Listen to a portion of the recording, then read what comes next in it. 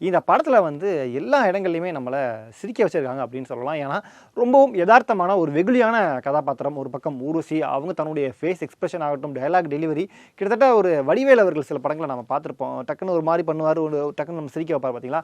அந்த மாரியான ஒரு பாடி லாங்குவேஜ்லயே ஊர்வசியோட கேரக்டர் எழுதப்பட்டிருக்கு. அவங்க பயங்கரமா நம்மள இம்ப்ரெஸ் பண்ணியிருக்காங்க. ஒரு நல்ல ஒரு மெச்சூர்டான, ஒரு எதார்த்தமான ஒரு நடிப்பை ஊர்வசி குடுத்திருக்காங்க. அவங்க பண்ணக்கூடிய அந்த வேலைகள் எல்லாமே நம்மள ஆட்டோமேட்டிக்கா சிரிக்க வைக்குது. அவங்களோட சேட்டையெல்லாம் பொறுத்துக்க முடியாம ஜெயராம் பண்ணக்கூடிய அந்த ஒரு விஷயங்கள் அடிக்கடி பல்ல கடிச்சுக்கிட்டே இருக்கிறது அப்படின்ட்டு அவருமே பயங்கரமா பண்ணியிருக்காரு. இவங்க 2 பேருடைய காம்போவும் இன்னும் சொல்லப்போனா இவங்க 2 பேருடைய கெமிஸ்ட்ரியும் பக்காவா ஒர்க் அவுட் ஆயிருக்கு.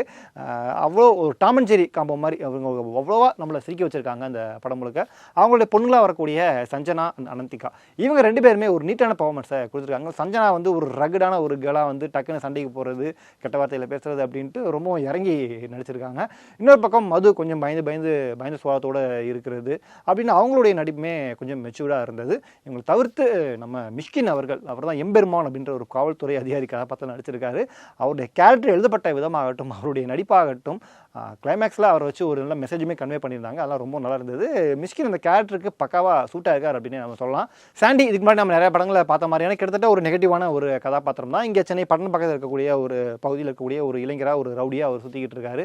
அவருடைய பெர்ஃபார்மன்ஸுமே நல்லா இருந்தது. என்ன டேரக்டர் வந்து அவர் அடிக்கடி நம்ம இதுக்கு முன்னாடி நம்ம இந்த படத்தில் லோகா படத்தில் பார்த்த மாதிரியே அவர் பேய் மாதிரிலாம் கொண்டு வர மாதிரிலாம் ட்ரை பண்ணியிருக்காரு அங்கங்கே லைட்டாக.